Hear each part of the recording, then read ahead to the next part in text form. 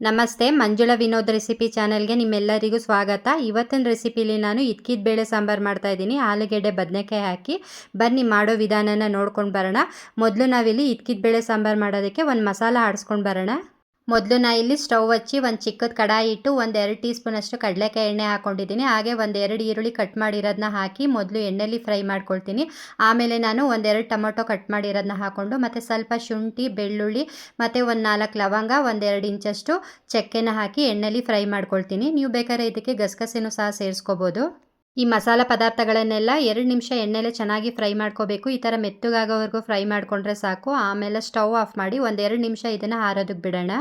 ಈಗ ನಾನು ಒಂದು ಮಿಕ್ಸಿ ಜಾರ್ ತೊಗೊಂಡು ಅದಕ್ಕೆ ಒಂದು ಬೌಲಷ್ಟು ಕಾಯಿ ತುರಿ ಮತ್ತು ಹುರಿದಿಟ್ಕೊಂಡಿರೋ ಅಂಥ ಮಸಾಲ ಮತ್ತು ಮಸಾಲ ಪೌಡ್ರುಗಳನ್ನ ಹಾಕ್ಕೊಳ್ತಾ ಇದ್ದೀನಿ. ಅಂದರೆ ಧನಿಯಾ ಪುಡಿ, ಅಚ್ಕಾರದ ಪುಡಿ, ಅರಿಶಿನ ಇವು ಮೂರನ್ನು ನಾನು ಒಟ್ಟಿಗೆ ಮಿಲ್ ಮಾಡಿಸಿರೋದನ್ನ ಹಾಕ್ಕೊಂಡಿದ್ದೀನಿ. ಹಾಗೆ ಸ್ವಲ್ಪ ಕೊತ್ತಂಬರಿ ಸೊಪ್ಪು, ನೀರನ್ನು ಹಾಕಿ ಈ ಥರ ನುಣ್ಣಗೆ ಗ್ರೈಂಡ್ ಮಾಡಿ ಇಟ್ಕೊಂಡಿದ್ದೀನಿ. ಈಗ ಮಸಾಲ ರೆಡಿಯಾಗಿದೆ. ಇವಾಗ ಸಾಂಬಾರು ಮಾಡೋದಕ್ಕೆ ನಾನು ಮೊದಲು ಸ್ಟವ್ ಹಚ್ಚಿ ಒಂದು ಪಾತ್ರೆ ಇಟ್ಟು ಅದಕ್ಕೆ ಸ್ವಲ್ಪ ಕಡಲೆಕಾಯಿ ಎಣ್ಣೆ ಮತ್ತು ಒಗ್ಗರಣೆಗೆ ಕರ್ಬೇವಿನ ಸೊಪ್ಪು, ಸಣ್ಣದಾಗಿ ಕಟ್ ಮಾಡಿ ಇಟ್ಕೊಂಡಿರೋ ಈರುಳ್ಳಿನ ಹಾಕಿ ಎಣ್ಣೆಲಿ ಚೆನ್ನಾಗಿ ಫ್ರೈ ಮಾಡ್ಕೊಳ್ತಿದ್ದೀನಿ. ನೀವು ಬೇಕಾದ್ರೆ ಒಗ್ಗರಣೆಗೆ ಸಾಸಿವೆನೂ ಸಹ ಸೇರಿಸ್ಕೋಬೋದು. ಮತ್ತು ನಾನಿಲ್ಲಿ ಒಂದು 3/4 kg ಅಷ್ಟು ಅವರೆಕಾಳನ್ನ ಈ ಥರ ಇತ್ತಿಕ್ಸ್ಬಿಟ್ಟು ಇಟ್ಕೊಂಡಿದ್ದೆ. ಅದನ್ನು ಈ ಒಗ್ಗರಣೆಗೆ ಹಾಕಿ ಎಣ್ಣೆಲಿ ಫ್ರೈ ಮಾಡ್ಕೊಳ್ತಿದ್ದೀನಿ. ಇತ್ತಿಕ್ಸಿರೋ ಅವರೆಕಾಳೆಲ್ಲ ಎಣ್ಣೆಲಿ ಚೆನ್ನಾಗಿ ಫ್ರೈ ಆಗಬೇಕು. ಇದ್ರದ್ದು ಹಸಿ ಸ್ಮೆಲ್ಲೆಲ್ಲ ಹೋಗಬೇಕು. ಅಲ್ಲಿವರೆಗೂ ಎಣ್ಣೆಲಿ ಚೆನ್ನಾಗಿ ಫ್ರೈ ಮಾಡಬೇಕು. ನಾನು ಇದ್ಕಿದ ಬೇಳೆ ಸಾಂಬಾರು ಮಾಡೋದಕ್ಕೆ ಆಲೂಗೆಡ್ಡೆ, ಬದನೆಕಾಯಿ 2 ಹಾಕ್ತಾ ಇರೋದ್ರಿಂದ ನಾನು ಮೊದಲು ಇಲ್ಲಿ ಆಲೂಗೆಡ್ಡೆನ ಅಂದರೆ ಒಂದು 3 ಆಲೂಗೆಡ್ಡೆ ತೊಗೊಂಡು ಅದನ್ನು ತೊಳೆದು ಈ ಥರ ಕಟ್ ಮಾಡಿ ಇಟ್ಕೊಂಡು ಈ ಇದ್ಕಿದ ಬೇಳೆ ಜೊತೆ ಸೇರಿಸಿ 1-2 ನಿಮಿಷ ಫ್ರೈ ಮಾಡ್ಕೊಳ್ತೀನಿ. ಸಣ್ಣ ಉರಿಲಿ ಆಲೂಗೆಡ್ಡೆ ಮತ್ತು ಇದ್ಕಿದ ಬೇಳೆಕಾಳು ಎರಡೂ ಎಣ್ಣೆಲಿ ಚೆನ್ನಾಗಿ ಫ್ರೈ ಆಗಬೇಕು. ನಾನು ಇವಾಗಲೇ ಇದಕ್ಕೆ ಬದನೆಕಾಯಿನ ಸೇರಿಸ್ತಾ ಇಲ್ಲ, ಕೊನೆಯಲ್ಲಿ ಹಾಕ್ತೀನಿ ಬದನೆಕಾಯಿ. ಯಾಕಂದರೆ ಮೊದಲೇ ಆಲೂಗೆಡ್ಡೆ ಜೊತೆನೇ ಬದನೆಕಾಯಿನೂ ಹಾಕ್ಬಿಟ್ರೆ ತುಂಬ ಬೆಂದೋಗ್ಬಿಡುತ್ತೆ ಬದನೆಕಾಯಿ. ಅದಕ್ಕೆ ನಾನು ಕೊನೆಯಲ್ಲಿ ಹಾಕ್ತೀನಿ.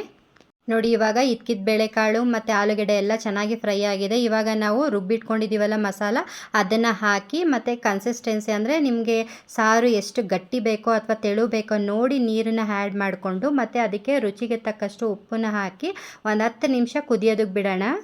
ಈ ಇದ್ಕಿದ ಬೇಳೆ ಸಾಂಬಾರು ಒಂದು 1/4 ಗಂಟೆ ಟೈಮಲ್ಲೆಲ್ಲ ರೆಡಿ ಆಗಿಬಿಡುತ್ತೆ. ಯಾಕಂದರೆ ನಾವು ಎಲ್ಲ ಮಸಾಲ ಪದಾರ್ಥಗಳನ್ನು ಎಣ್ಣೆಲಿ ಫ್ರೈ ಮಾಡಿ ಹಾಕಿರೋದ್ರಿಂದ ಈ ಸಾಂಬಾರನ್ನ ನಾವು ತುಂಬ ಹೊತ್ತು ಕುದಿಸಬೇಕು ಅನ್ನೋ ಅವಶ್ಯಕತೆ ಇರಲ್ಲ.